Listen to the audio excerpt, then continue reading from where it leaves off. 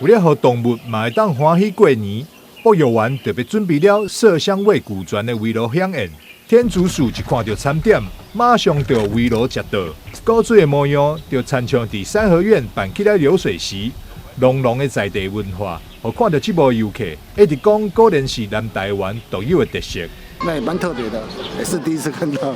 对啊，好像在过年的样子，很气氛还蛮好。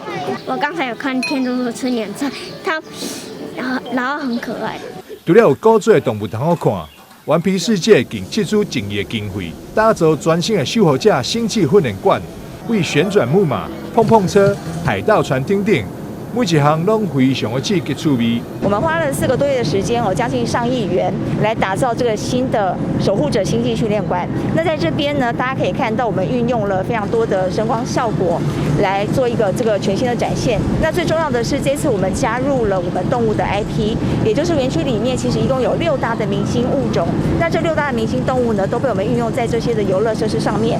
他们是这些场馆里面的教练。好，我们也希望所有的来这边挑战的勇士们，透过这些教练的训练之后呢，他们可以成为动物的守护者。今年春节假期长达10天，顽皮世界推出动物园加上游乐馆年票无加钱优惠来回馈消费者，就是希望会当让每一位游客算了欢喜又够尽兴。台南新闻张秀维采访报道。